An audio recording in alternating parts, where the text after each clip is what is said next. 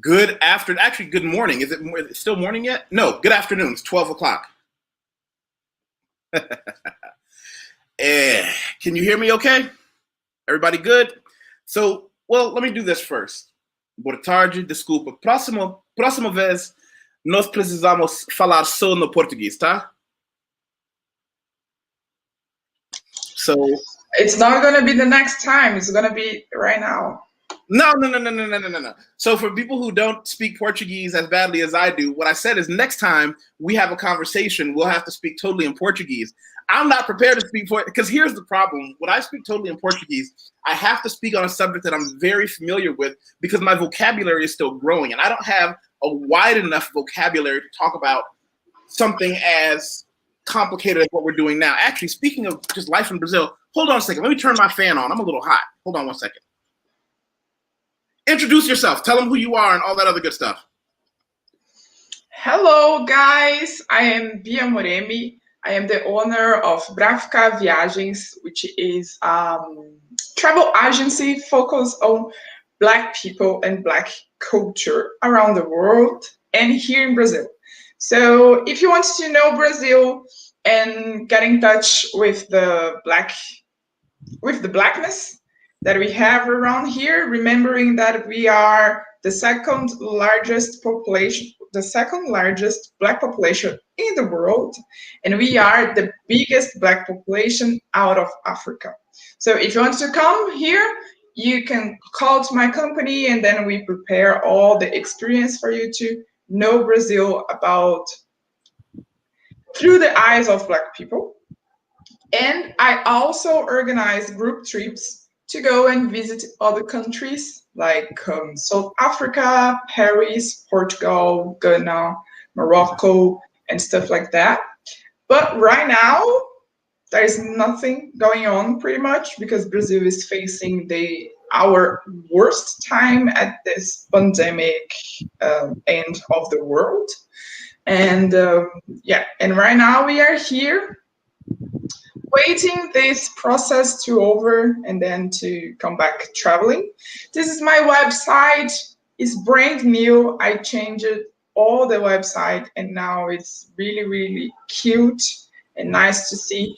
And through this pandemic situation, I started to work with DNA tests. Like, as we have a very mixed and big Black population here in Brazil, for us, it's really interesting and important to do the DNA test to get in touch about our heritage, about our Black heritage, about our European heritage.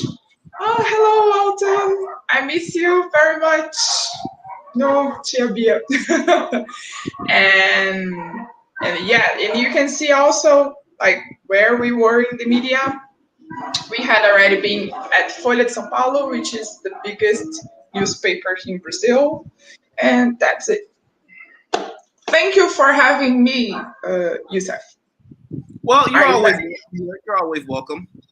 I'm going to say, make sure everybody check out Brafica.com. Her website is all new and improved. Actually, I'll also say, find her on Instagram as well. Here, let me show everybody your IG page.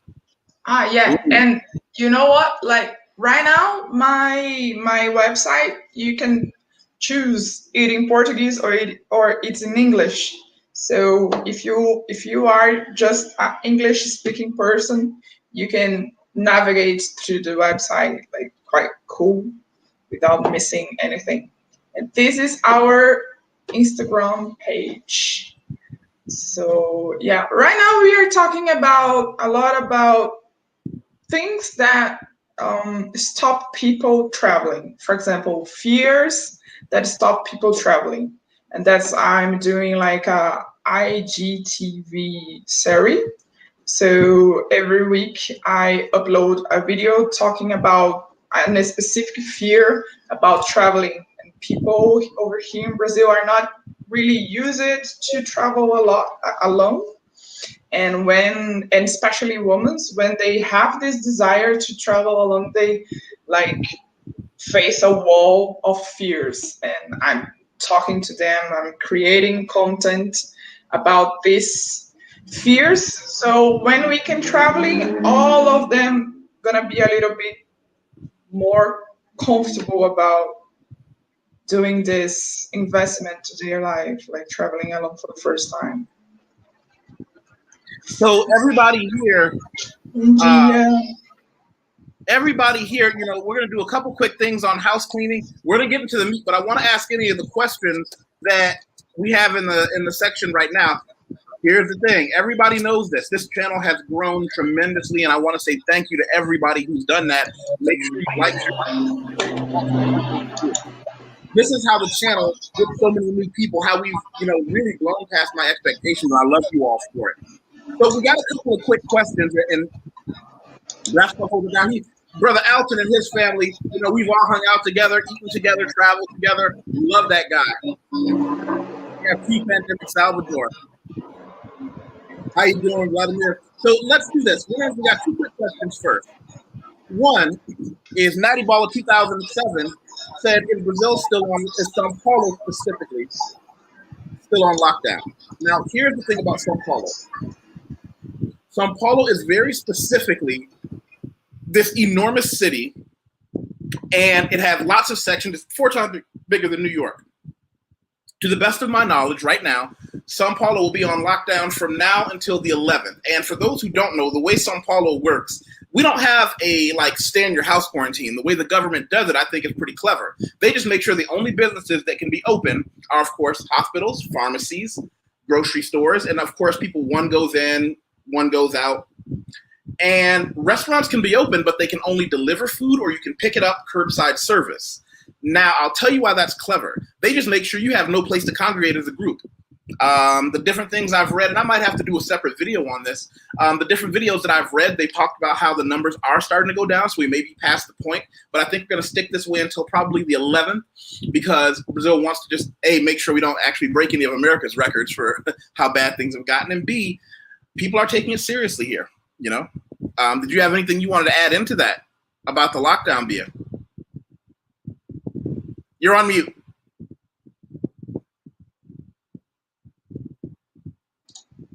Sorry. You are mute. I think that it was like the most said sentence through this meeting, Google meeting time. So I think that it's very sad what we are facing right now. Like thousands of people are dying every day, and then we have to stay home. Like we had just a little bit of the flavor of, you know, getting free nearby December, January, and now we are locked down again. And yeah, there is not much that we can do. Like there is nothing new that we can do. We just have to stay at home as much as possible. Yeah, and be patient. Yeah, that's what we have to do. And talking about like already introducing what we are going to talk about, the social class and everything, like the tension, what I think that is different right now from the previous lockdown, because we never had like a extremely lockdown, is that the social pressure right now is a little bit, you know, like touchable. It's more, I think that people there is stress in the air, you know, like financial stress. That's why people are taking it very seriously. Yes. I think the very first time people thought, oh, it'll be a couple of months, it'll be like a holiday in your house, and some people weren't taking it as seriously as they could. Now people are like, wow, this is real. My life is impacted. Maybe I should listen to the rules. We have one question from Brother Mo Gregory III. What places are the best for non-Portuguese speakers? How about this? None. I tell everybody the same thing. If you know you want to come to Brazil, take 2 or 3 months and take the Pimsleur course. Levels 1 through 3 takes 3 months to do, an hour a day, and you can get off the airplane actually having a low level of conversation with a taxi driver. You're not going to be fluent, but when you come to Brazil, it's not like you're going to walk into a store and just say, you know, hey, do you have somebody who speaks English? If you do, you're lucky. What do you think? Yeah, I mean, it's really difficult to find people who speak English like on the street like this. even though if you walk through the like really high financial neighborhoods, and it's better you to have like a list of words that you can read and try to speak, because I speak English, but Brazilians don't speak English, but they are really helpful people. So if you have like a list of words that you try to say in Portuguese, people really will stop and try to understand what you are saying and try to help you. And maybe they will gonna leave their things alone and they will carry you, into the place that you need to go or stuff like this. But yeah, we are not like a really English speaking population. I read. I just want to make a comment. I read that the new variable of Brazilian COVID-19 is targeting young people. How true is this, since you are both in the ground there? So yeah, it's true. Like right now we have, like, for me, at this first wave of pandemic, I didn't have like friends with COVID, and I didn't have like the parents of my friends with COVID. And right now, like this second big wave, because in Brazil we never had like a wave and going really down, and like we were like a little bit like this and this. And right now I have friends that they are with COVID, and I have friends who are losing their parents like a few days ago through COVID. And right now we are really scary about like it's really getting near and near and near, so it's quite a crazy time. Yeah, what Vladimir said is right. People appreciate it if you're trying to speak a language. And Craig said, I speak Portuguese like a drunk toddler, and I found Brazilian people are very accommodating, just make an effort. I don't know where you get that analogy from, a drunk toddler, hey, but I see what you mean. I see what you mean. That's, just make an effort. Yes. So what I really wanted to get into was, I don't know if I showed this to you, but when I arrived in Brazil, I had a friend send me a picture. And the picture was about wealth and class in Brazil. Okay? It talked about the distribution of money in the country. And it was from 2013. And what he told me, he said something very interesting. He said it was true in 2013. And it's true again now because things have changed. I want to show this to you and to everybody, and I want you to, read it in Portuguese and explain it to people. And then I want you to give me your opinion, because this is where a lot of the things that go a long way to explain what I've seen here in my 6 years in Brazil. I'm going to show you. There it is. Let's see.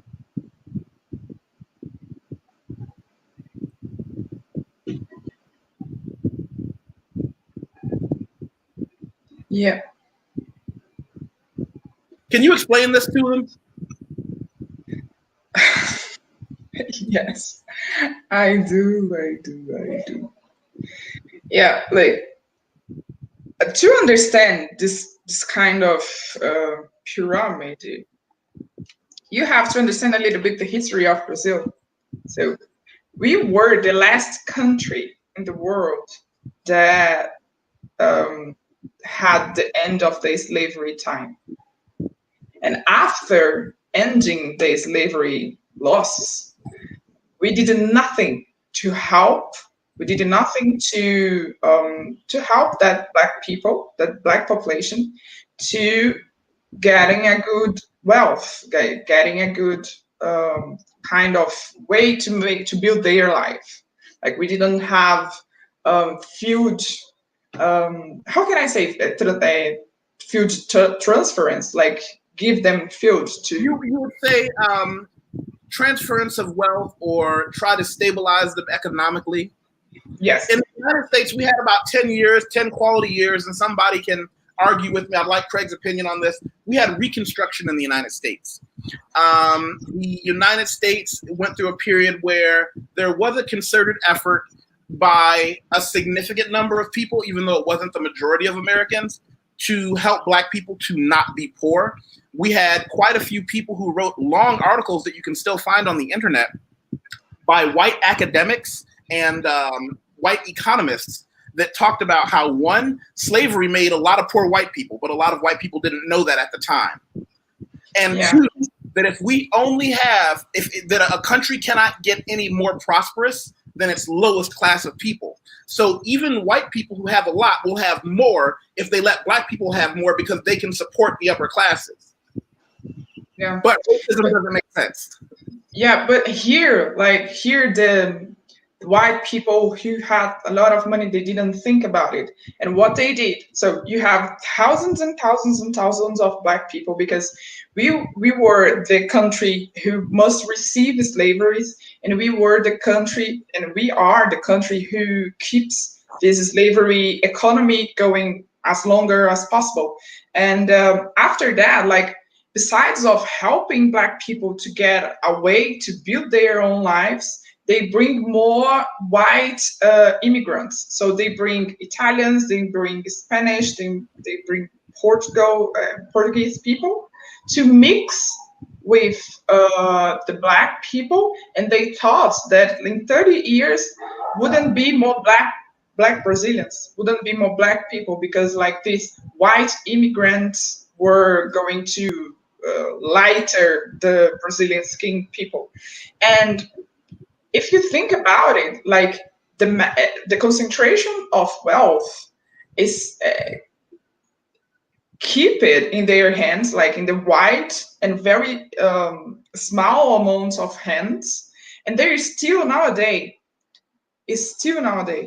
And these white people who are extremely rich here in Brazil, they are so unconnected with the reality that right now, during this pandemic situation, the government gave 600 reais to help the population to face this lockdown and all the situation. With this 600 reais, I mean, were so much money for a lot of people, like, because this gap of economy inequality just were like a lot smaller, just with 600 reais. And those rich people said, like, 600 reais is nothing for us. We spent 600 in a coffee, you know? And for the major population of Brazil, it was enough money to make them jump in a social class, to make them jump in a life quality.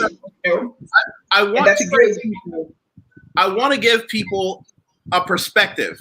The top 1%, let's just say you're the top 1% of people in this country. There are people who make more than that when you start talking about the elite class. But if someone in this country makes $5,900 US a month, they are rich beyond wildest imagination. My clients, and everybody here knows that I do expat relocation services. I'll actually share that page. I tell my clients that if you can earn $500 US a week, that's 2,000 US a month, right?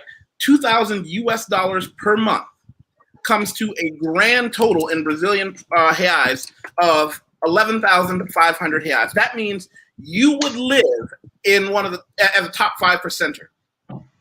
That means it's a situation where you can, if you are able to tap into the American dollars or British pound sterling or the euro or cryptocurrency, and make your money online but live here, you're doing something phenomenal. That's why I tell people, $500 a week in the United States, you're fighting a homeless person under a bridge for a nasty blanket. Whereas here, you can have a much higher quality of living. When I talk about, there you go. When I talk about that, what I tell people when I bring them at the expat relocation, I always tell people to join me on LinkedIn. I tell people join me on LinkedIn because, there we go. this is where I go into it with a lot of my clients, a lot of people who know me, a lot of the regulars here. I don't know if it's your first time here for some of you. I know one of you just subscribed, so I'll show this to you as well. LinkedIn is where you see who I am professionally, and I tell people, you can look at the resume and that's all impressive. And it talks about what my company does and helping people come to Brazil and all the paperwork. Always go down to the bottom whenever you deal with anybody, particularly with international issues. Look at the references, look at the recommendations, look at the people who say this guy is worth what he is asking, this guy is worth what he's doing. That's how you judge people. And so we had here, let's see, he said, that's insane. Yeah, it is, unless you're born into the economy.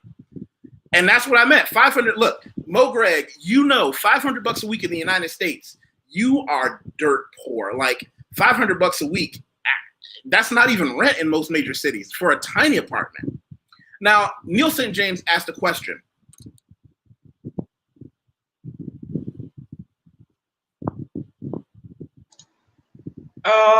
Is that one time? How I didn't understand what you mean. Like they give for 4 months, if I'm not wrong.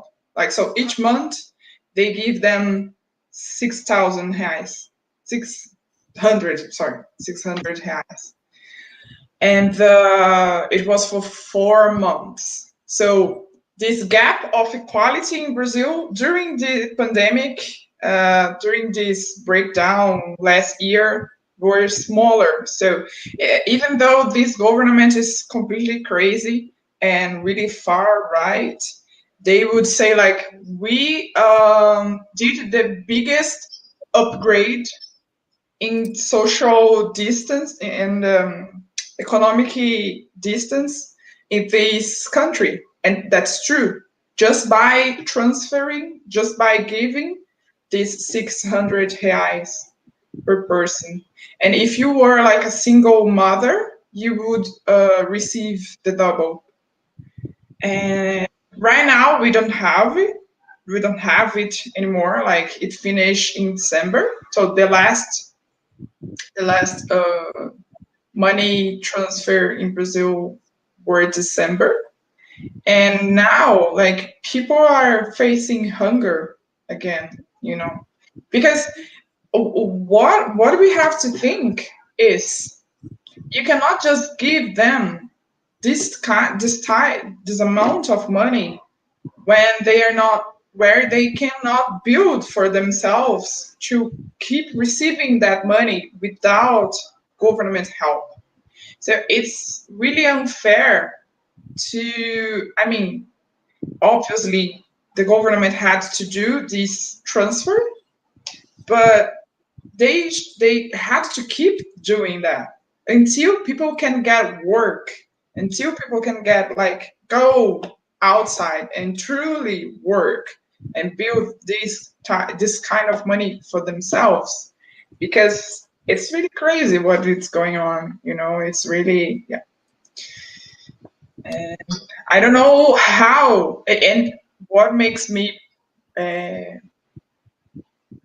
what makes me worried about it is the majority of this population who doesn't receive even 600 reais per month, they are Black people. Mostly are Black people. Mostly Black people work. In Portuguese, I don't know if you have this expression in English, but we say like, vendeu almoço para comprar a janta. So you sell your lunchtime to buy your dinner, you know, like, so it's really just the amount of money just to spend for one meal. There's a lot of people who lives like that, and major it's Black people. And what upsets me a lot, because my generation, when I was going out of being a teenager, getting to the university and going out to the university, it was like 2012, 2011, and hand to mouth. Yeah, that's it. So that's what you're saying is living hand to mouth, meaning as soon as you get something, you have to eat it. There's nothing for you to put away in case you get sick or in case you just need a day to relax. Great questions, by the way, Neil. Thank you, and keep them coming. Now, Brother Ian said, I'll assume that the cost of living varied enormously by location, and I'll bet 500 USD goes further in Manaus than Rio. Absolutely. Yeah, definitely. Yeah, obviously, like here in Brazil, you can have Switzerland is standard of living and the standard of expanding. And you can have like a very poor standard of living and the standard of, expending your money, because like and the amount of years who people which live like the IDH IDH. I don't know if it's the same name in English, but like you can have a really health standards of Switzerland and a really health standards of the worst country in the world here. So it's awful. And here's what I want to get into as well. One of the things I tell people when they ask, why do I want to live here in Brazil instead of just as a holiday, I always tell them, I have a higher quality of living here than I would when I was making $80-something thousand a year in the United States. Because in the United States, so much of that 80 is taken up by simply the cost of food, housing, rent, car. Here, I can make less money, work less, but the amount of money I do have goes farther. So when people say, I saw a picture of someone in Brazil and it was terrible, and I say, well, where did they live? Because I'm running high-speed Wi-Fi and a YouTube channel, and I live 15 minutes away from Centro, which is the heart of São Paulo. I have a first world living. I have a great living here. I can afford things here on my income that I couldn't in the United States. And I can also, and this is the important part, save more. So I try to bring some money into the country. I pour some money into the economy here. I pour some money into investments in Brazil, and I pour some money into my investments in cryptocurrency. Hey, Brother David, listen, if you want to come up on the panel, let me know, and I'll shoot you a link. You're welcome to come up as a guest.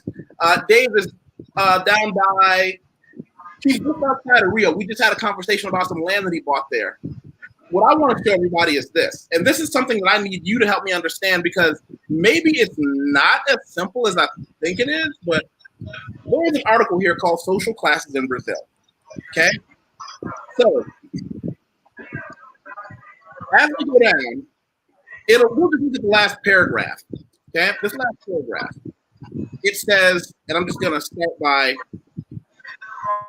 reading that there. It says, social classes have been a useful tool for strategists and marketers as a way to segment the 200 million plus people living in Brazil. There are still huge differences between rich and poor, which is the exact reason why social classes have such relevance from segmenting demography in Brazil.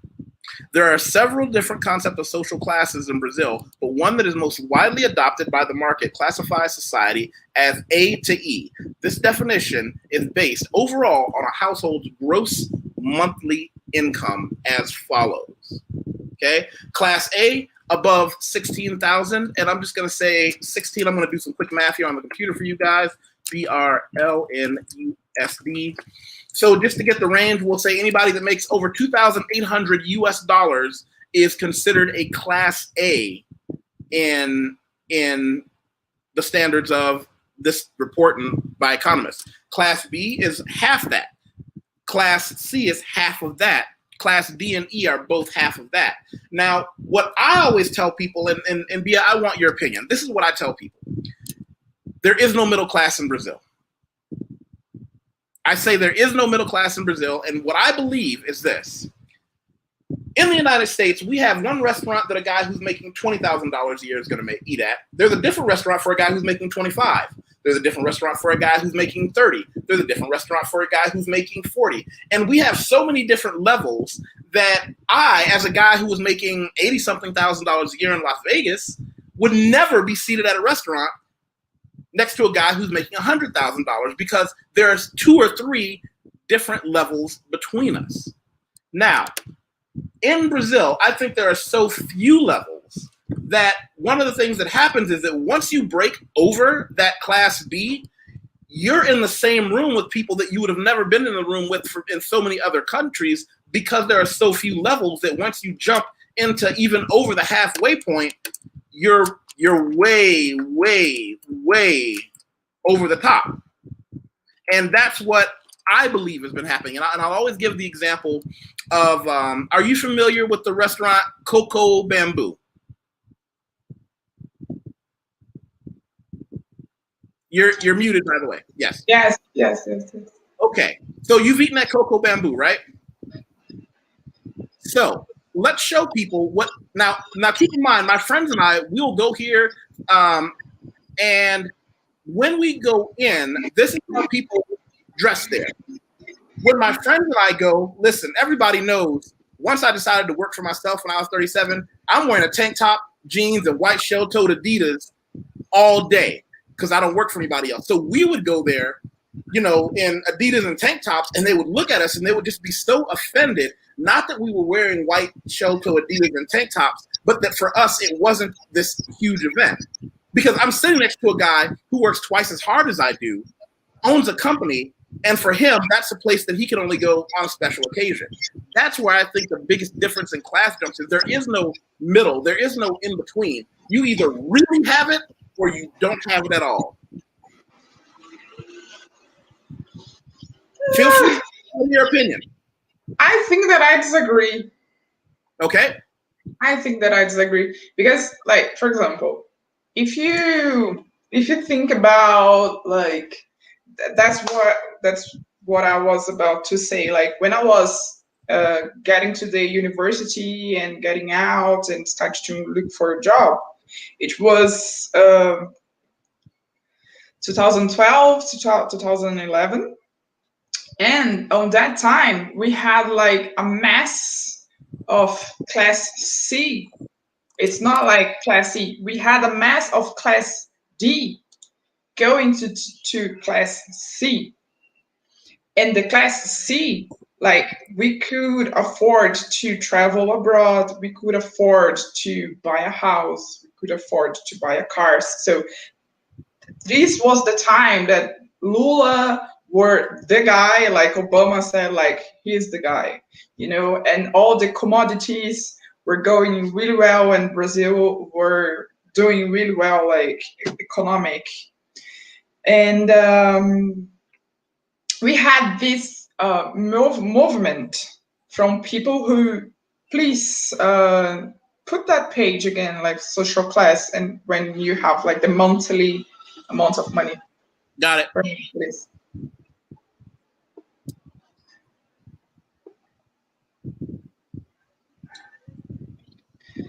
Yes, thank you. So you had like amount of people getting out of the class D and going to the class C. So it was the mass.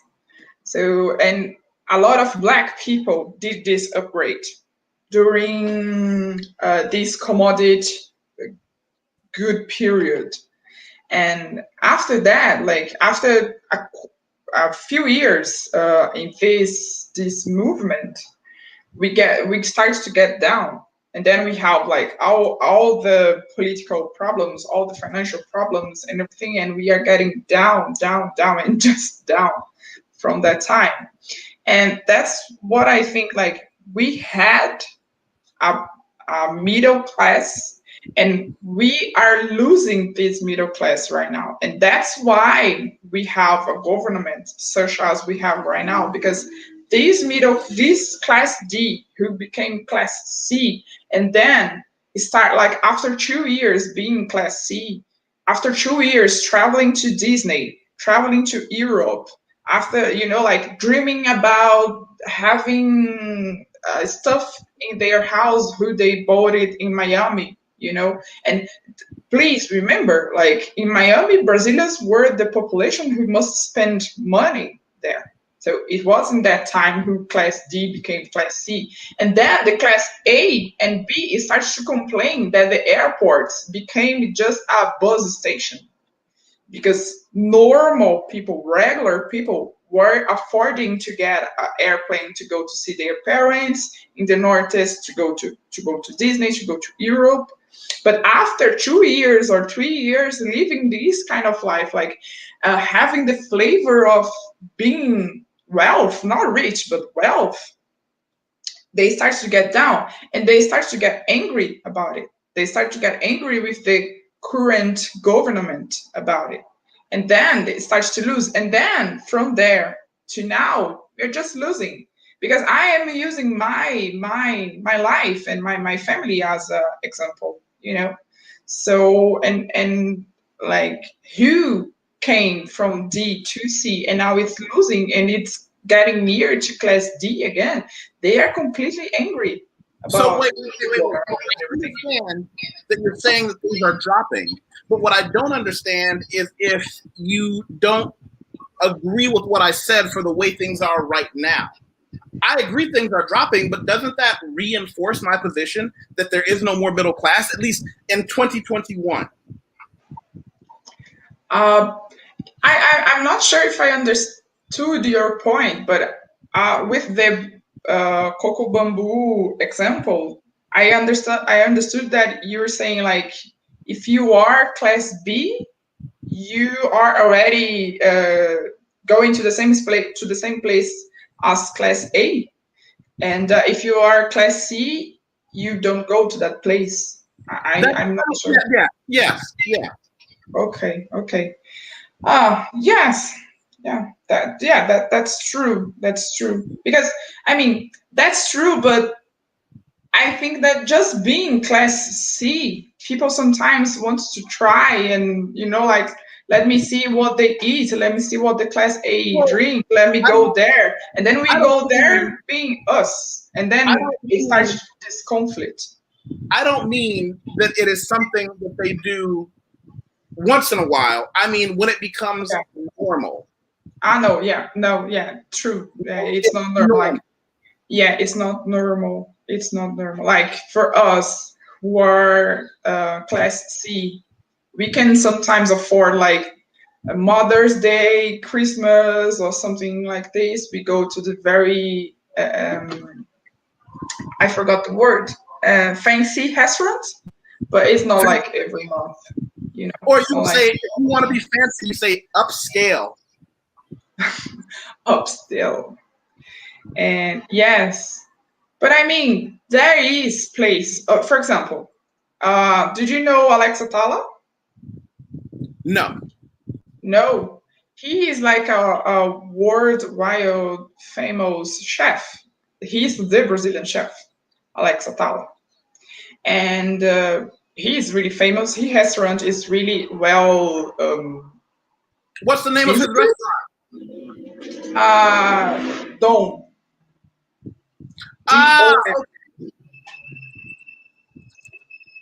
And what I want to say is that we have this kind of service that could read the class C, you know.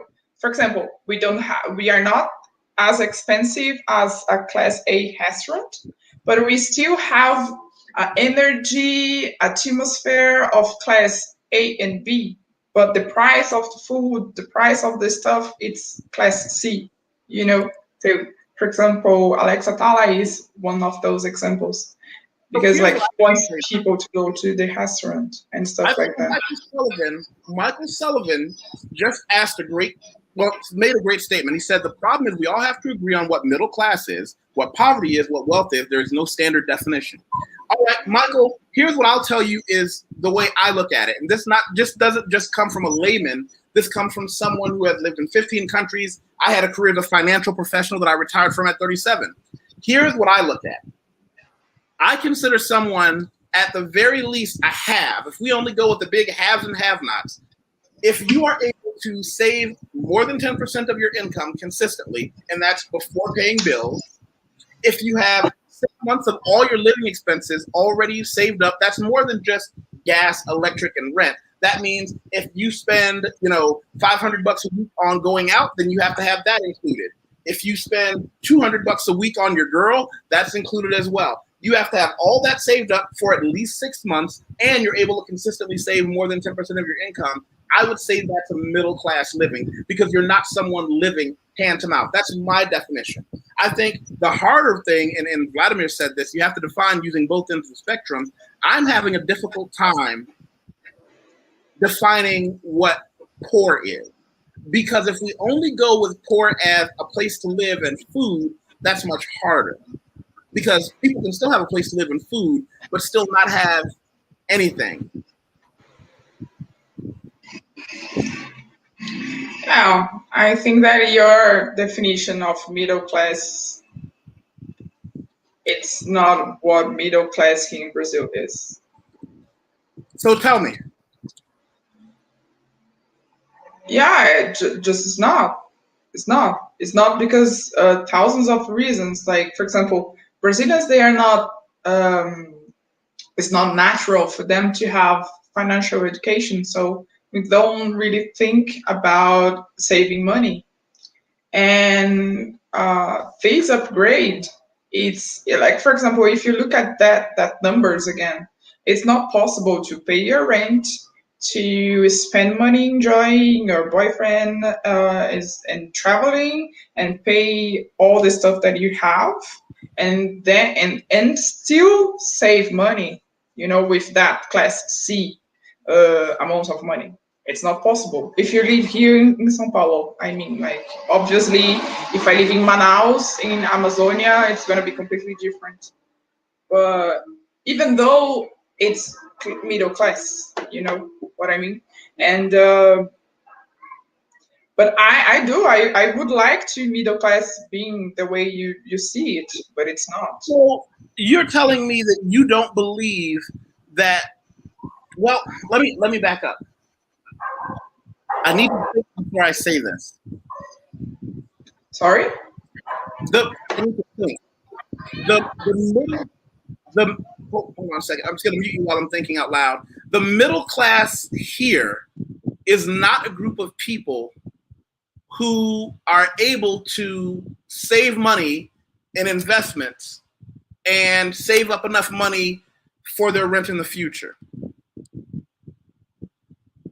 Is that what you're? Is that? Yes, that's what I'm saying.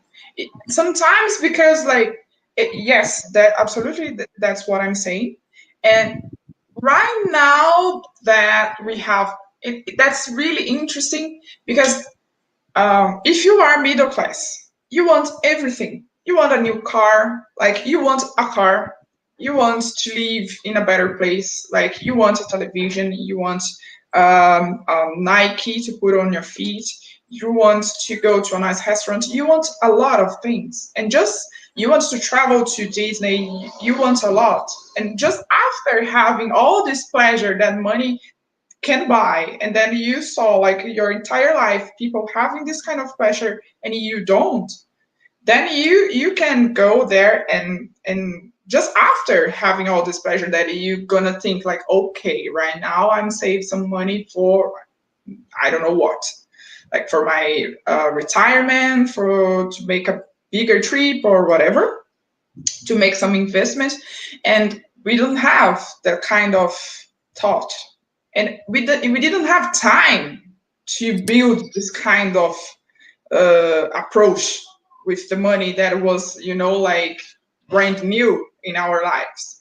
And right now that my generation, that you have Black people from class C that did the university and everything, like people are teaching the younger generation and the older generation to save money. Now you have more Black young people building financial schools, building financial approaches that talks to this middle class and telling them it's okay to have your tennis, your sneakers, it's okay to have, your biggest television ever, but still you have to save some money. And this is brand new that it's being a topic for people to discuss about. So yeah, like Michael, we don't know, and we don't have that much money to save. Michael said something. He says, I define poverty as the inability to get and hold on to resources. Middle class is one that must provide labor to the economy and can afford basic amenities. 2 weeks vacation, car rental, car. The part about the middle class providing the labor force, that's absolutely true. The middle class squeeze. One of the things that I tell people is when you work with finance and you work with money, you get your heart broken early, but then it teaches you the game is rigged. And if you don't figure out how money really works, you'll think you can save your way into anything and you'll think being middle class is okay. It's not. You know, like a lot of people, I try and explain to them, how do you do all these things? How do you invest? Well, I've never lived on more than 80% of my income. But that's not a middle class behavior I learned because my clients were all high middle class to higher class income earners. They would teach me, I would teach them how to not pay as much in taxes, and a lot of them would teach me a lot of the tactics that they use to maintain their wealth, and I just use it on a smaller scale. By the way, we got 30 people watching, and I want to say thank you to everybody who's watching. As BK from the Rockies always says, listen, make sure you like, share, subscribe, comment. This is important. You know, when you share this on Facebook and on Twitter and on Instagram, this is how the team grows. This is how so many people who get to have great conversations, you know, get to come by, and it's what keeps our channel, it's what keeps us relevant. And so I also want to go down, let's see. BK said the level of planning and organization that you've laid out in your definition, Watt, is probably better than average. Your middle class may actually be upper middle class. You actually said, yeah, something that I think that you and B are probably right. What I described is probably not middle class. The problem is I've always considered myself like kind of low middle class with upper class behaviors because I'm fortunate the things that I enjoy in life, I've never had to spend a whole lot of money for. You know, being a meathead weightlifter, Brazilian jiu-jitsu, travel, those things, you know, I was taught very early, people who have things invest in invisibles. Like, I didn't know any of my wealthy clients that had anything that they saw or drove that would tell you they were wealthy. Poor people buy things that you can see all the time. Let's look at what Brother Ian asks. He said, how do moneyed Brazilian classes build their assets? Do they tend to invest or hoard wealth? What sorts of investments do they favor? Real estate, tech? Do they use their money to buy politics? Ooh, I'm glad you asked. I am glad you asked. I have a lot of wealthy Brazilian friends and clients from different businesses that I do here. They spend their money the same way wealthy Americans do. They invest some and they hoard not nearly as much as you think. Because when you have some money, you understand money doesn't do you any good under your bed. They invest in all those things, real estate, tech, whatever they have information on, and they definitely use their money to buy politics. People who have money only spend a lot of money, but they spend it on things that make them money later. Beatrice, your opinion on what you just said there? I think that I agree with you. Yes, I'm not sure if I fully understood the question because he was asking how we invest our money, like how wealthy Brazilians invest their money. And what I said is that they do their investments the same way wealthy Americans do. People that have money only spend money on things that make them more money. Maybe buying a business asset or paying less for something than everyone else. For example, I'm not wealthy, but when I came to Brazil, what could I do? When I was looking at apartments to live in, they would give me a price. Because I have a little bit of savings in my account, they would say, here's the price. And I would automatically counteroffer with 10% discount. And they would say, that's insulting. I can't give you a 10% discount, but I can pay you 1 year's rent up front. Now that changes things. Now that 10%, and somehow, then I got argued and they argued back, and I think we agreed somewhere around 7 or 8%. That's fine. But because I have money, I just made 7% more than somebody else would have on this apartment. Because now instead of spending all of the budget that I could have spent, I look at what this place costs, offer them less, but I can offer them more cash up front. Whereas if the apartment owner had had more money in their pocket, they could have afforded to say, I'll wait for somebody who will pay me all of what I'm asking for. But if they don't have money, they have to take the cash up front. Yes, I agree. There is I don't know if you catch this, I don't know if you were here on that time, but we had the geração ostentação, which was like the ostentation. How do you say ostentação in English? Like ostentation. Do you mean generation? Austerity. Austerity. Yeah, like ostentação. Yeah, like showing that you are profitable, showing that you have, money, and like using the big rocks and like all this stuff. Like, and that kind of behavior is really a middle class recently with money in their pockets, So it's difficult for us to think about like being a middle class and behaving like if you were a high class, like putting your money just on things that are gonna make more money for you.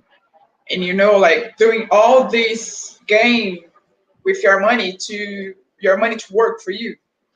And right now that I think that's just like a small movement to average people to start to think like this, because if you give them a sneaker and if you give them an investment to do, they'll put their money on this sneaker, and this is something brand new for us.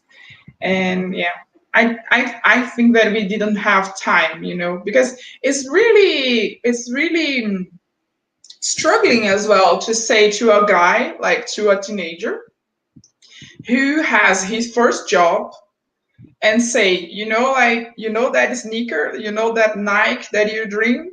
No, you're not gonna buy that. You're gonna put your money in your bank account because in 10 years you can buy a car. And he was like, or you teach them, hey, no, I want my sneaker right now. And, I'll give you an example. We have on this channel a Brazilian woman who runs a great business. And we were having a chat the other day online, and she's saving up for the new iPhone.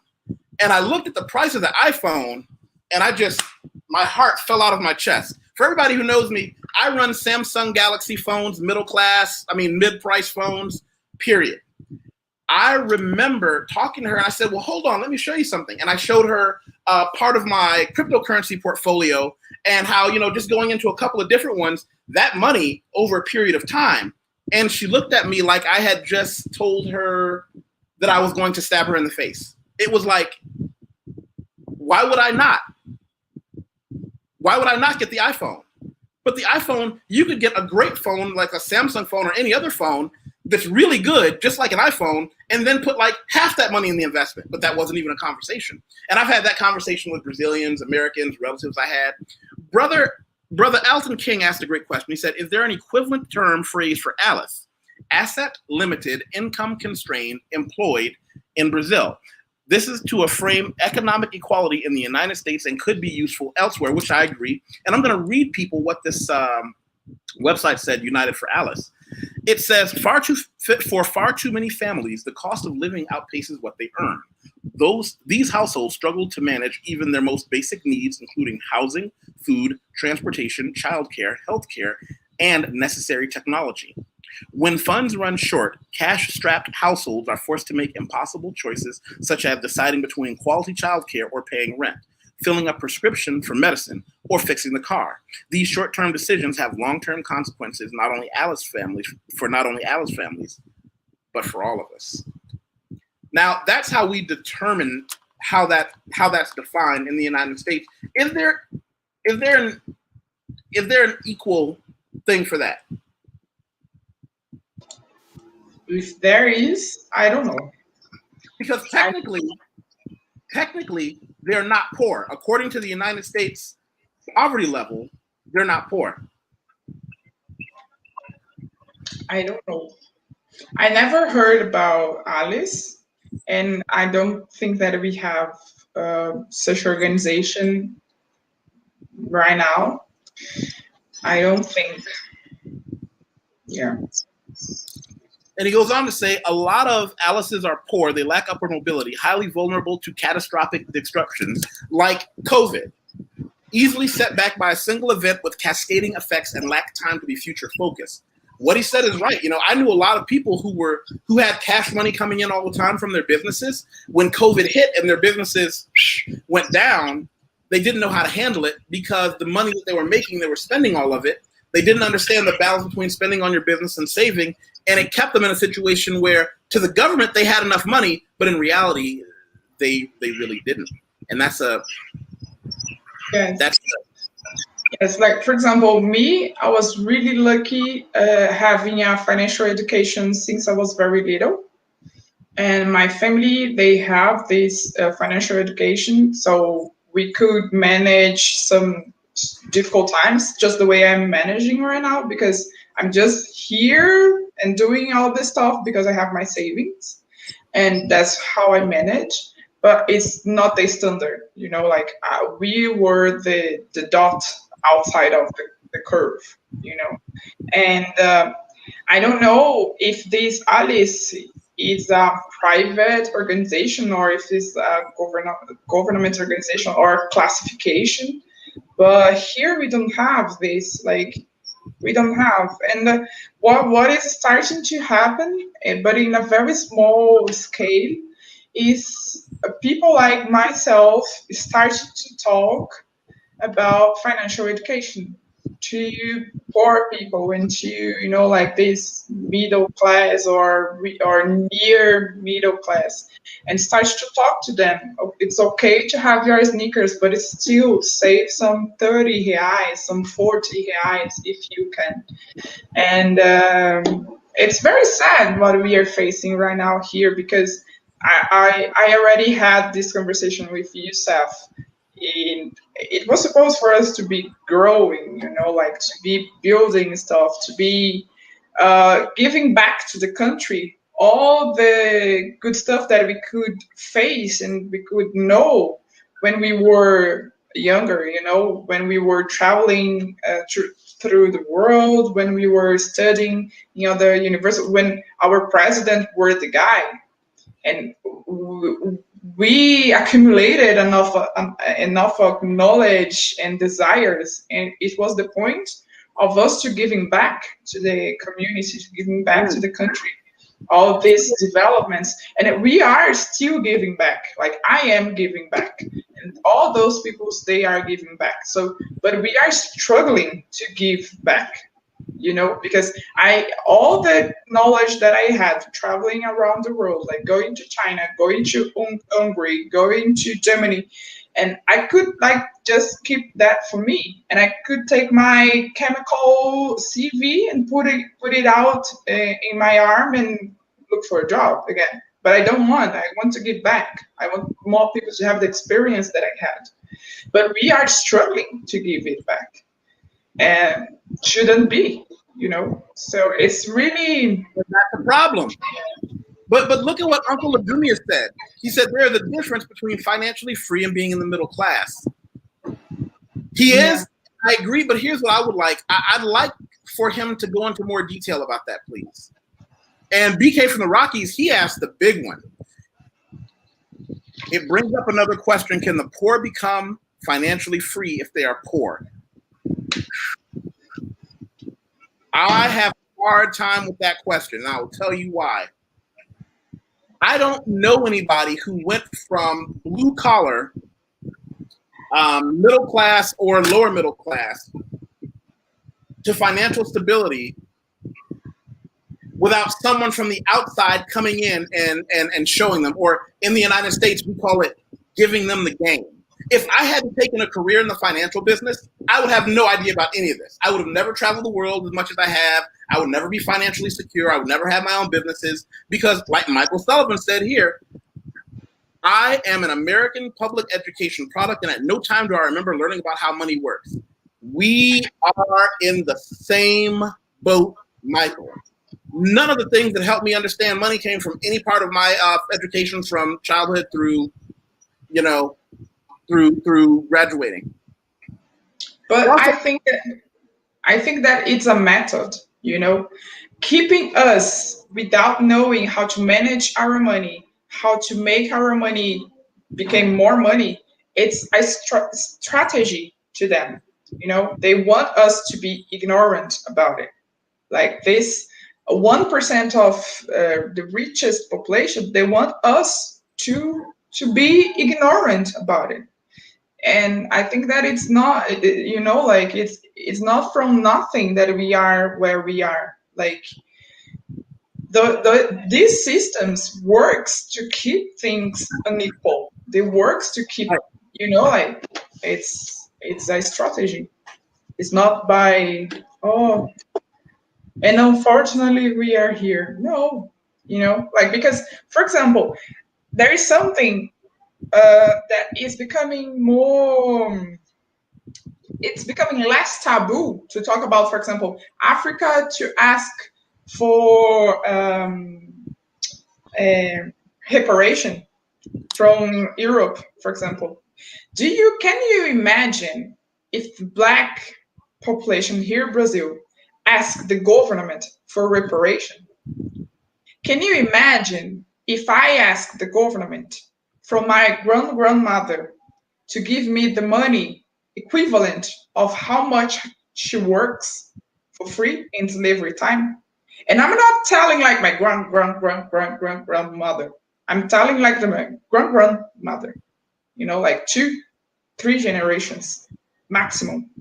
And if I want to ask them for reparation, for them to give the money equivalent about the work that she did, imagine that, and they don't, it's not even a possibility to think about it. Like there is no people talking about it here.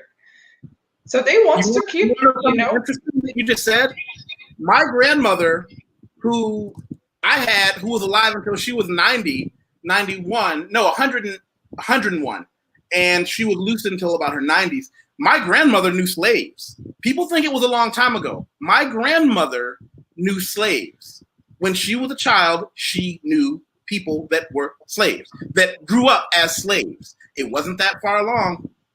It wasn't that far along. Now, Michael said Brazil's Gini coefficient, which is a measure of the distribution of wealth, has been going down since the 90s, so equality has been increasing.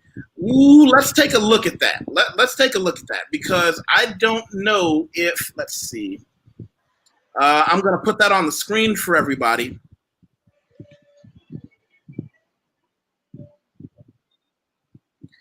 As of 2017, Brazil was deemed the most unequal country in Latin America with a Gini coefficient of 53.3.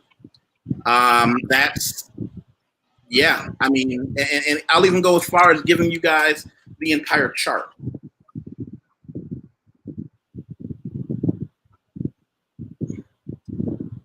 Look at that. So we can get the numbers again for last year or the 2 years before that. But if it has anything to do with the last 2 years, I don't think it got better.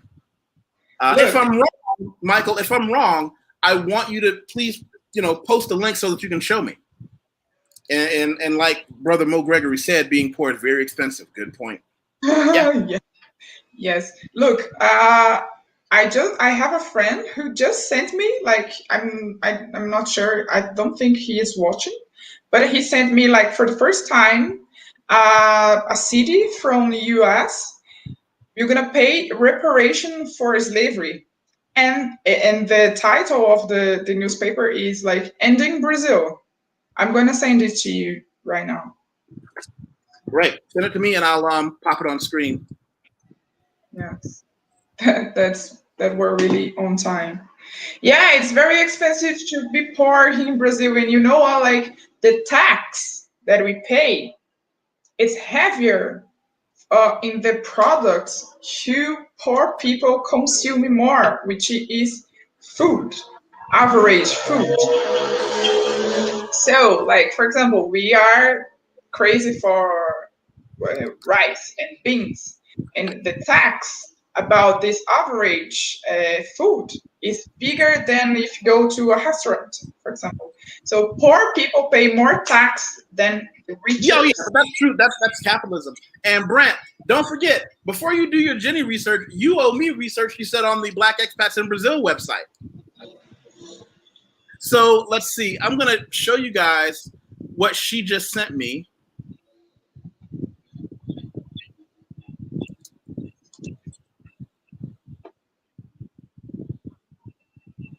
Now, here's the trick. All right.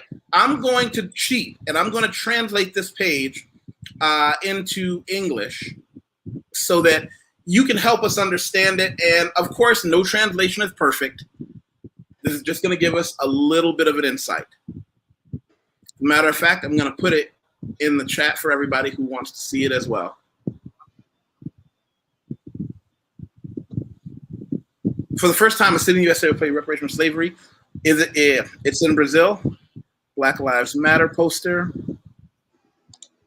Evanston, North Chicago, Illinois became the first United States to pay cash refunds to Black people and historic reparations for slavery, segregation policies, and consequences of racism over the years. Now, what a lot of people don't understand is that this is not the first time the United States has paid reparations. The United States has paid reparations to other groups, just not Black people. I'm going to put that there for everybody who wants to see it. All right, thanks. I appreciate it. So let's see. He said in the last 2 years it stalled, but it's been going down since the 90s. I want you to come back with the goods for us. Ian asks a great question. Now, check this out. How do various Black markets and off-the-book earnings factor into Brazilian wealth? Do you know off-the-book? I think you call it dois caixas here, or Caixa dois? Isso, caixa dois. Or for example, let's say I have a restaurant and I tell the government I have one cook and one waitress. But in reality, I have 5 cooks and 3 waitresses. But I have 4 cooks who work for cash and 2 waitresses who I only pay cash. So they pay no taxes. I only pay them cash. But they get no government benefits. That's what off the books means. So I can work for you, but not on government books. What do you call it? The employment book? Declaração de imposto de renda. And so if you do that, you get government benefits, correct? Yeah. I mean, that's illegal. I don't know how to, I don't know that, I don't think that, I mean, I don't know. I don't know if like it's a standard behavior, because I don't know people who are the owner of like big companies or restaurants who have like enough structure to desire to do that. For example, all that I know is like people who work by their own, or just 2 people, you know, some small scale. And when you are small, it's different, you know. Well, but that's the same thing.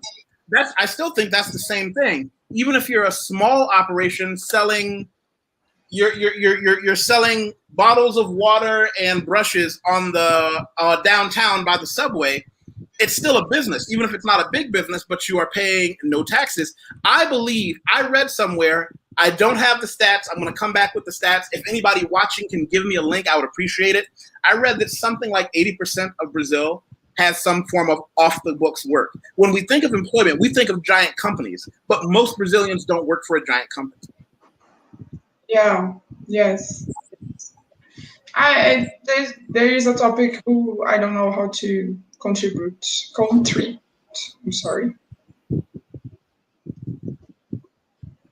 Let's see. Under the Clinton administration, the U.S. paid Japanese. Yeah, that I knew. Yes. Yes. Yeah. And now imagine if they do this here in Brazil, I would be in a better situation for that. My parents would be in a better situation for that. You know, like we don't herança heritage, no, like the property. Like for example, if your grandmother has a house and leave this house for you, it calls herança. But how to say that in English, like herança as well? Heritage. Give me the description again. For example, your grandmother has a house, she dies, and you inherit. Inherit. Okay. Inherit the house. Yes. So we don't have this inheritance of houses, of nothing. Right. Like from my grandmother to my father, they start to have. But my grandmother, she doesn't have that, you know. Michael Sullivan said, I'm inclined to believe the Gini in Brazil has been going down because it coincides with when democracy started. Democracies tend to spread wealth better than military dictatorships. All I ask, Michael, you know how we get down over here if you've seen any of my shows. All I ask is, show me a couple of links to back up any claim. What do they say? Great claims require, what is it? What was it? Great claims require, I'm going to totally butcher a great quote. So instead of trying to butcher it, I'm going to actually just try to look it up. But hey, listen, all opinions are welcome. If you have something that doesn't coincide with what we're saying, all I ask is that you show us, no one here is looking for university research level information. We're just looking for, at the very least, semi-credible sources that will allow us to say, okay, this is where this information is coming from. That's all. And if I'm not mistaken, it's, there we go. Here's the quote.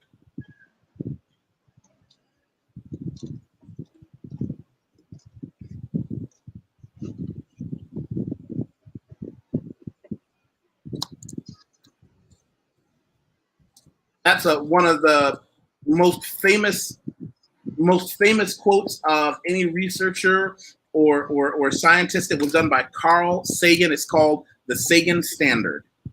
So yeah, just show us some goodies. Just show us some goodies.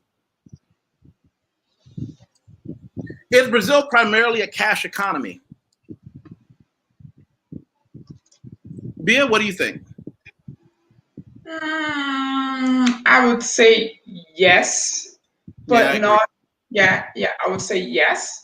But if you are in downtown, like not downtown, but if you are like in big cities, you can use your credit card or pay or like bitcoins pretty much well. But if you go to here, we say Brasil profundo is like the deeper Brazil, then it's a cash-based economy. But it's really important to think that in Brazil we have a lot of big cities, like major cities. I don't know, it's São Paulo 5 times bigger than New York. New York, you said, like 5 times. Yeah. Okay. So you see. And here, like, you can go and buy like flip-flops on the street with your credit card. You can buy like one banana fruit with your credit card here in São Paulo, but it is in São Paulo, And when you go to, and it's important to remember that Brazil is how to say, I forgot the word, even in Portuguese, like continental country, like we are really big. It's enormous. And notice what she said about Bitcoin as well. You would be surprised. Bitcoin is really like there. I mean, especially before the COVID. But here's the thing: there are a lot of places in this country that are accepting Bitcoin. The best Indian restaurant in São Paulo accepts Bitcoin. Yay! I'll put this in there. This is kind of a side note. I'll put that in the comments if you guys want to read that. But what I would also look at what BK said, sounds like a lot of Brazilians have a cash producing side gig, money in their hands. That's the misconception, dear brother, and I'll tell you why. The misconception is that cash business is their side hustle. It's not. It's their main hustle, and it's never enough to pay the bills. That cash that they're bringing in, it's not enough. That what you said is their side hustle, cash in hand. It's not as if someone like you or I might have a normal 9 to 5, but then from what did it say, 7 to 11, the crush it hours that Gary Vaynerchuk. Then from 7 to 11, work on our side hustle. No, these are people who are working from 9 a.m. to 9 p.m. or longer on a cash business that might make them enough money to buy food the next day. Thank you, Michael. I'll look for the link. And as he said, put spaces in the link. So that's the issue. That's the big issue. It's not that people aren't making cash in hand. It's that the cost of living here in São Paulo, especially, but all over Brazil, is so high. And what you talked about, the taxes for, what do we call the packages that you give to families that have meat? No meat. It has beans. Básica. What? Cesta básica. cesta básica.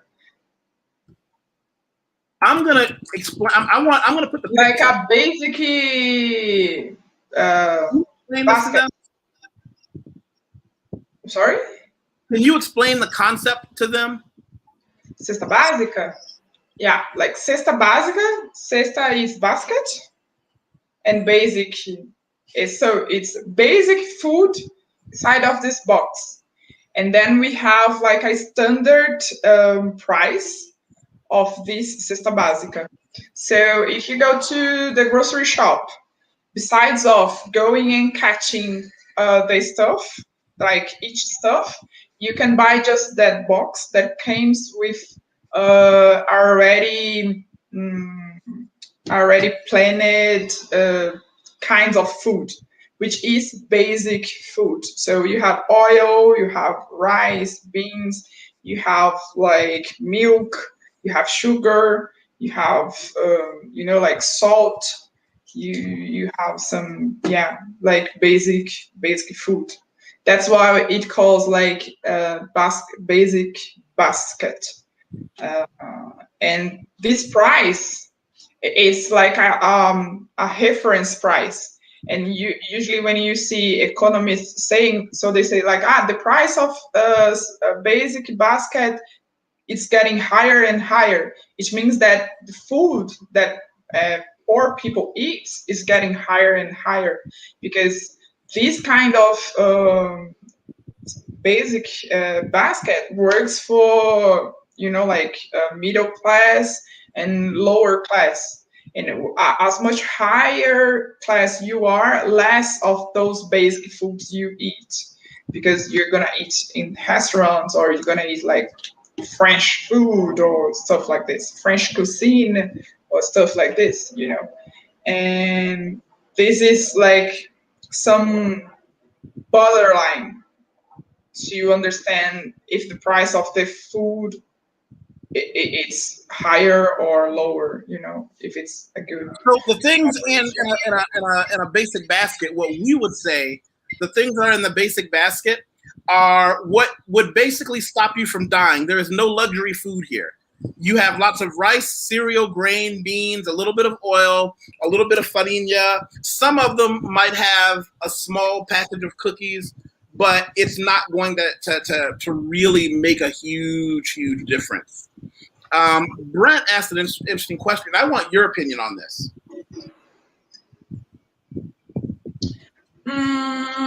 Yes, and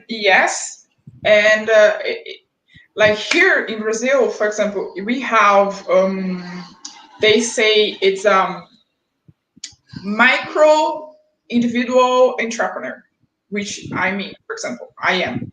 So if you are a MEI, I'm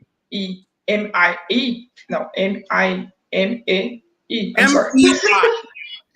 Thank you. That. So if you are like that, you pay just a little tax every month, but it's still like you pay that.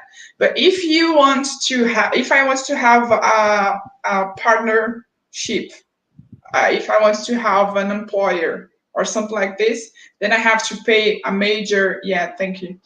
Then I have to pay a major tax. And then it starts to be like a significant amount of tax. And if I want to have an employer, then, for example, his incomes, because what I have to pay for the government is almost the same amount of money which I pay for here salary.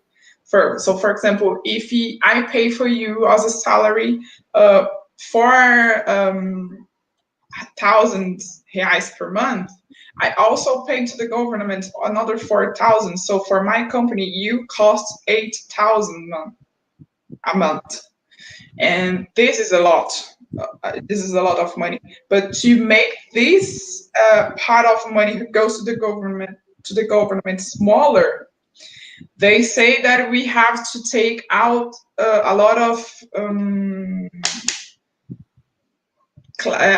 work safeties. You know, for example, if you get out of the job, then you can receive money for 3 months to 6 months. Unemployment benefits.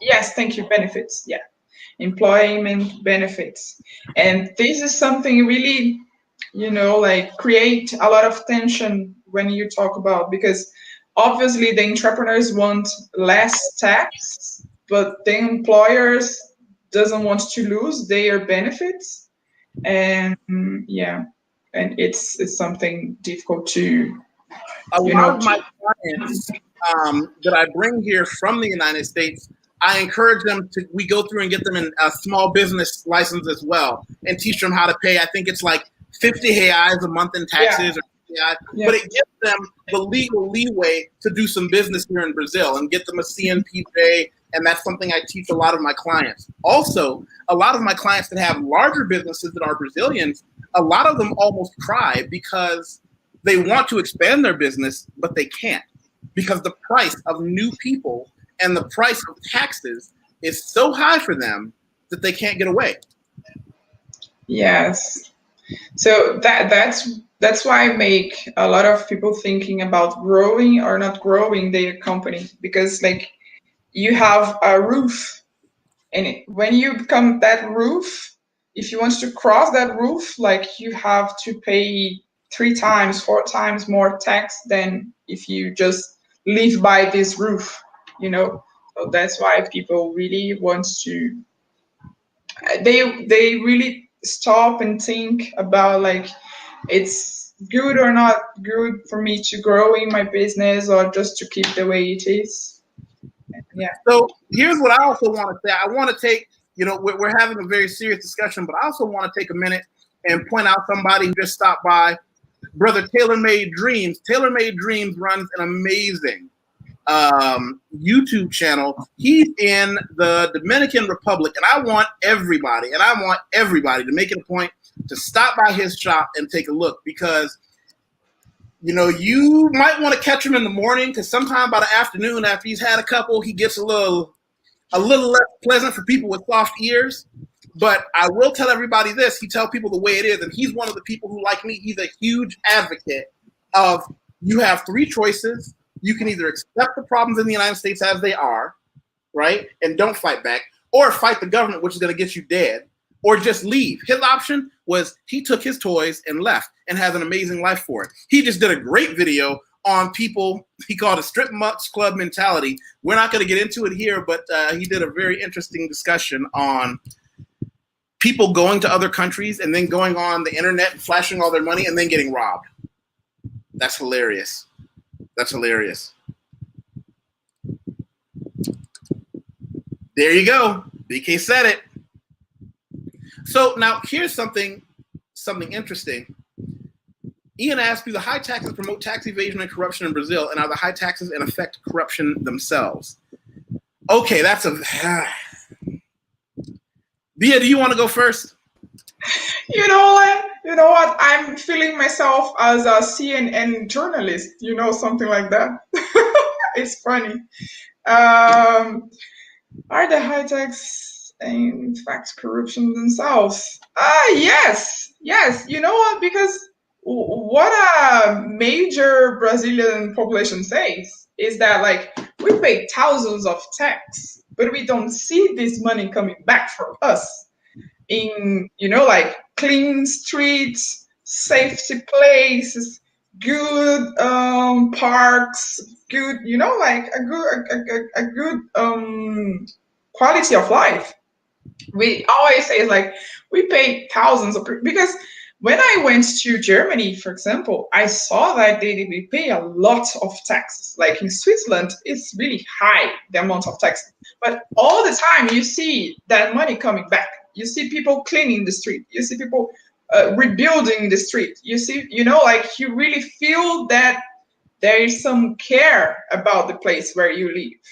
And here, we don't see this care. You know, like we don't see this attention, and so this money is going for you know, like somewhere else, and we don't know. And usually it is about corruption.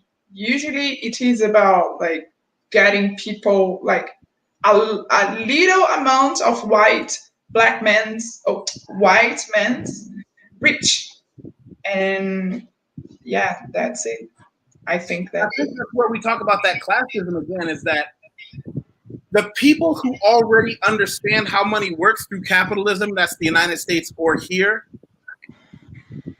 get more out of the system. You know, I have Brazilian friends that I have shown parts of the Brazilian system to that they didn't know existed. Yeah. You know? Yeah. And you know what? Like, for example, the amount of tax, if you take like proportional, poor people pays buying the basic basket, and a rich people pays living their life, proportionally, poor people pay more tax than rich people. And they say if they make rich people pay more tax, all the richers going to live abroad. Like, I'm rich, I don't need to live in Brazil if they are asking me for more tax.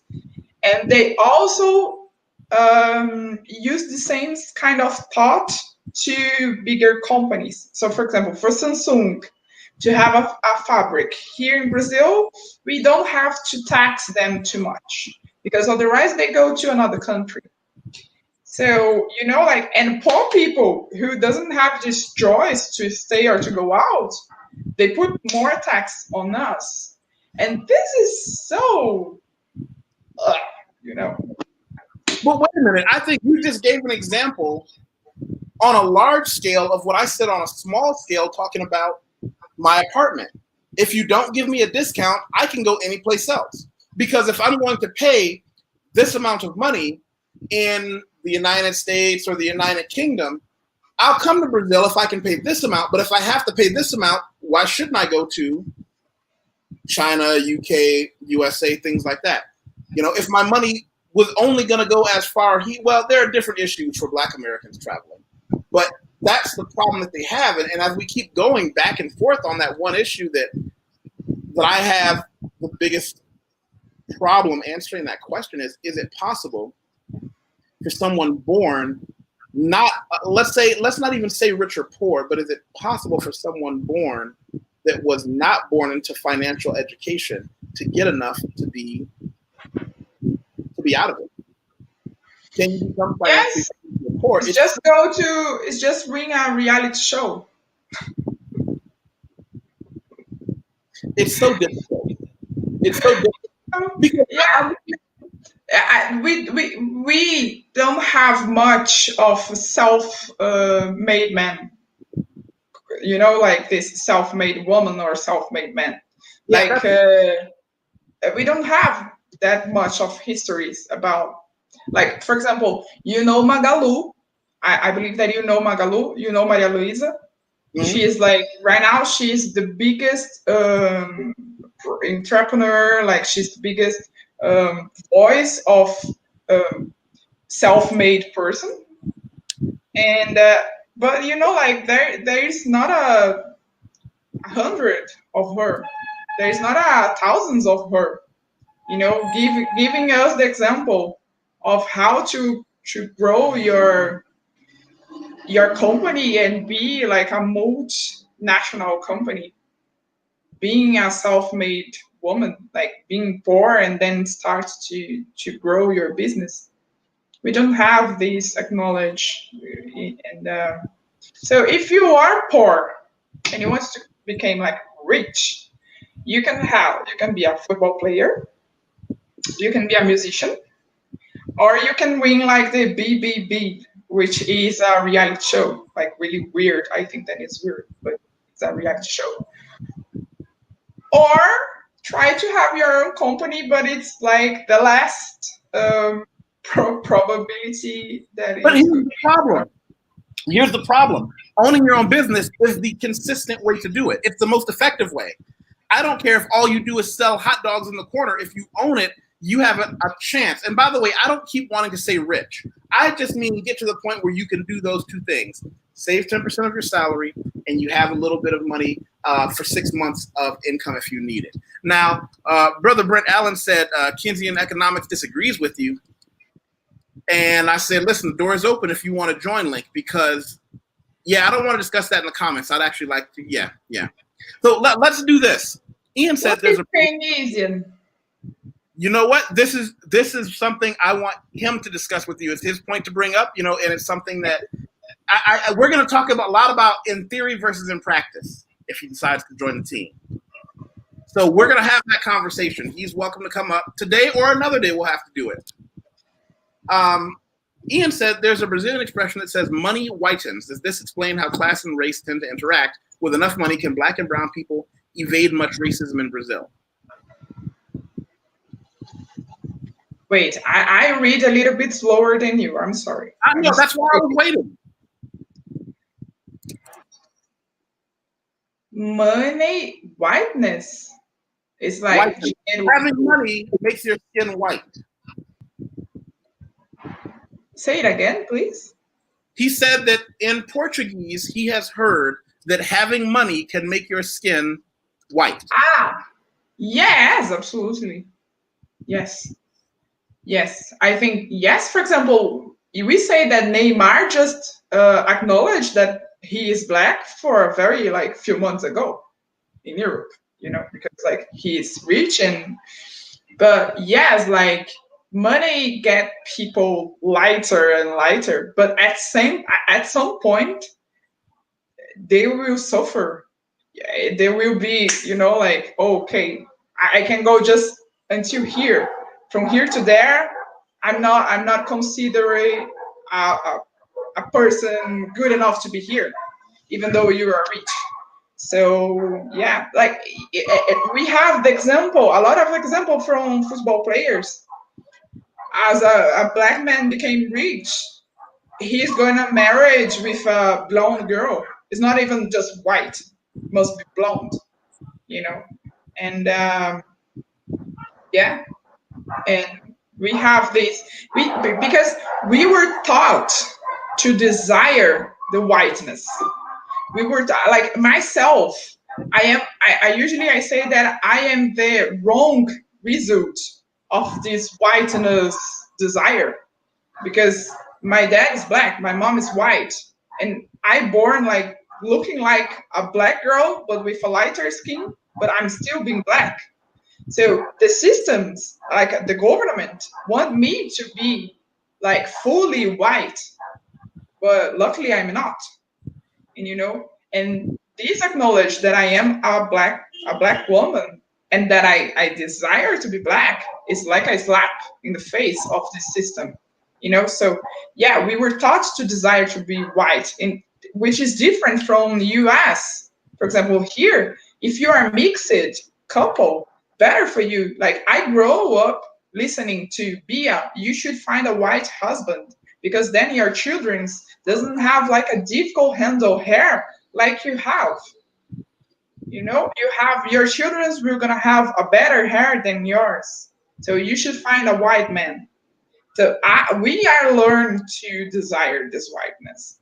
And when you got money, it's like the door of the whiteness world is open to you, and then you put yourself inside of it, just jumping in a pool. But at some point you're gonna hit your face in the wall. That's what I think. Por favor, lea isso. No, you please, por favor, leia isso. Não. Me pergunto o que acontece. Me pergunto o que acontece com todos esses impostos. Tecnicamente, isso é divulgado pelo governo, mas não é como se as pessoas comuns consultem os relatórios de gastos de governo. Mais ou menos? Yeah, I don't know if I answered in Portuguese or in English. Português. Português? Oh. A gente, é isso, assim, nós brasileiros, a gente não tem essa cultura de fiscalizar os gastos do governo. Eu acho que é meio absurdo também você exigir que, I'm sorry, like, there's a lot of dogs, like, doing noise around. But, é meio absurdo você exigir que a população, além de levar a sua vida, que é super mais difícil do que, né, assim, a gente não tem uma qualidade de vida, você pega 3 horas de transporte público para poder ir e voltar do seu trabalho, e além de todas as suas preocupações, você se preocupar em olhar lá, não, deixa eu ver se o governo está de fato destinando para... Não, você entendeu? O próprio governo tem que ter, assim, as próprias entidades civis, o próprio governo, o próprio legislativo, a gente tem 3 poderes justamente para eles ficarem se vigiando e eu não ter que colocar na minha tarefa do dia uma hora para ir lá e parar e ver se os gastos dos meus impostos estão indo realmente para a varrição de rua do meu bairro.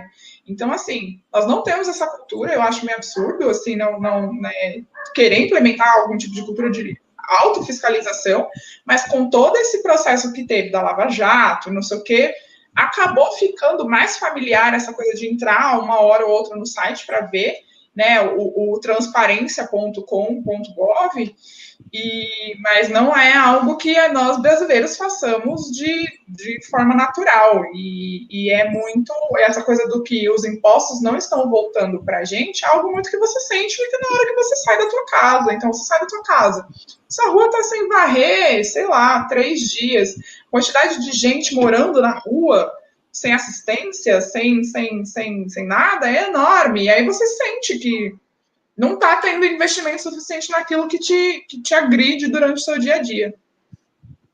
É isso. Obrigado.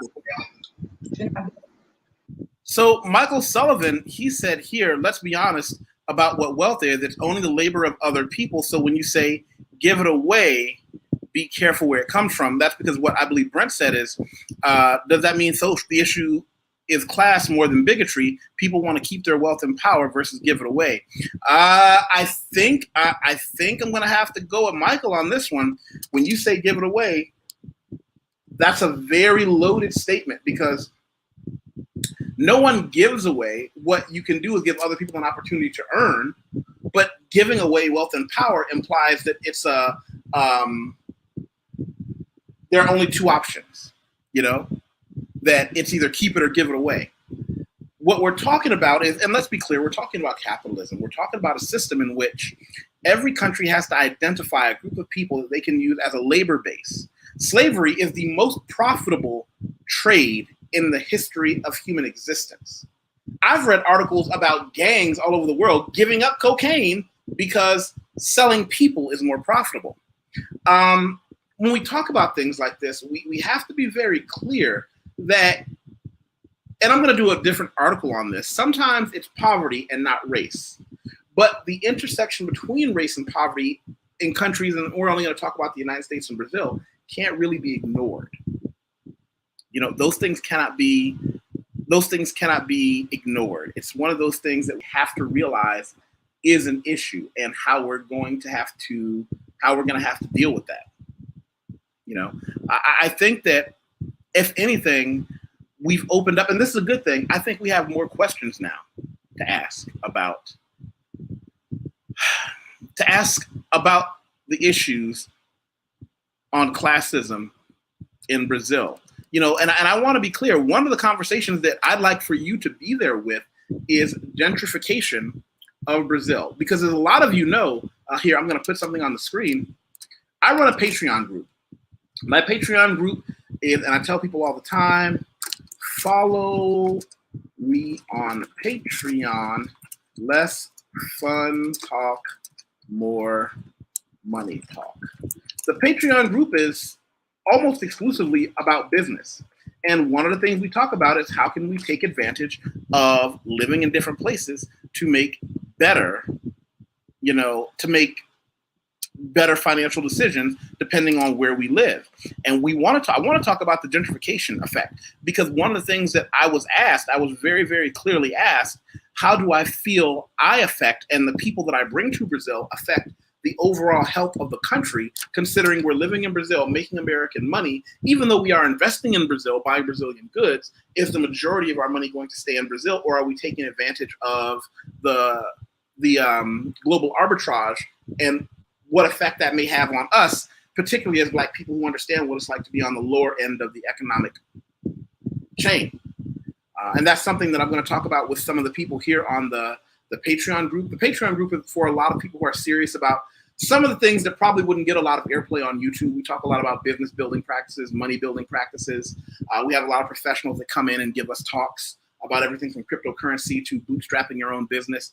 I won't go through reading all of it, but I encourage everyone at some point to watch that, and to take a look at that and find out whether or not what we do can help you.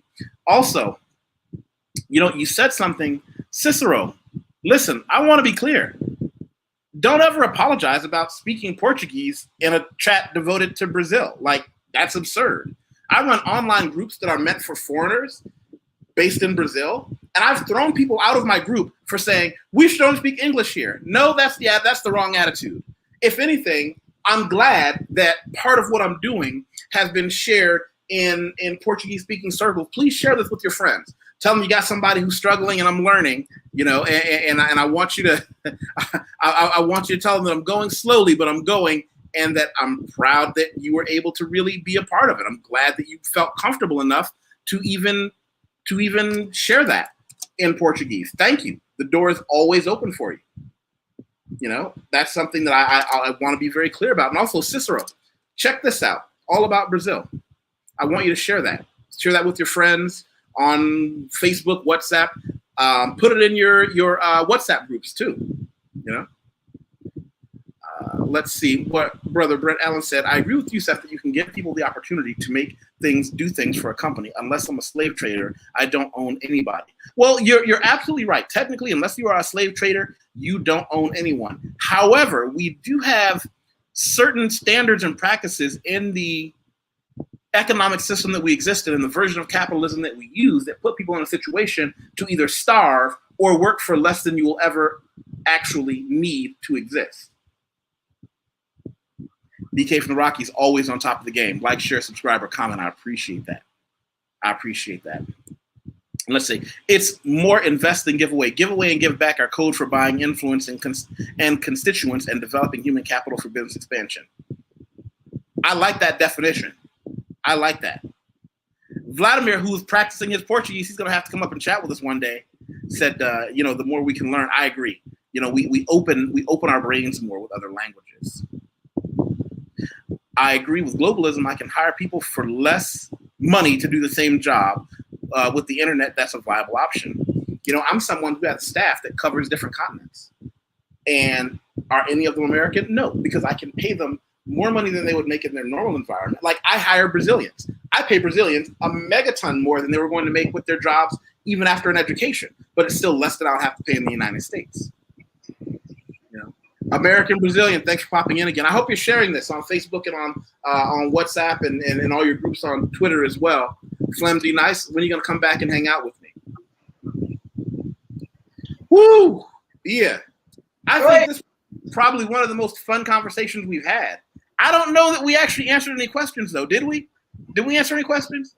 Yes, I think it was really nice to have all these questions and this discussion, and that people really participating on it was really fun. And I felt myself like a CNN, some kind of journalist, giving my correspondent, giving my opinion. It was fun. Thank you. All right, and he said he's coming back soon. I appreciate it. So listen, everybody, aside from the like, share, and subscribe stuff, if you came in late, go back to the beginning of the video. We had we built on a lot of interesting subjects. This is what I have a lot of fun doing. These kind of conversations are what I love. I appreciate that all of you took time out of your day to come and join us. I want everybody to make sure you stay safe, stay healthy, wear your masks, keep your finger out of your nose, keep your fingers out of your friends' noses, and try to get through this with your sanity intact, because quite a bit of my being able to remain sane in the face of quarantine, and we passed a year of basically quarantine, is that I've got you guys to chat with so that I don't slowly go insane. All right. B, do you have anything you want to sign off with? Guys, I just want to say thank you. It was really fun to have all these questions.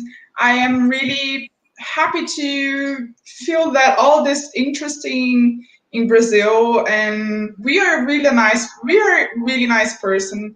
Doesn't hear what people says about us abroad, like doesn't hear, please don't hear like all this government stuff that is going around the world. Like we are not this type of hating people, like we are really nice, and we can wait to start to travel again, start to receive people again, start to enjoy and doing carnival and doing, you know, like all the stuff that we love to do. And we are really nice, and I really feel great about hearing all these questions and things, because we are, you know, like a little bit heartbreaking as Brazil is been showing around the world, you know, like, so we want really our voice to say, oh, we are not that kind of person, you know, we are not this. And I think here's the opportunity to say that. And that's it. Thank you a lot. All right, Bia, you can hang around. I'm going to click end broadcast. You can say goodbye to them, and you and I can chat afterwards. Everybody have a great day.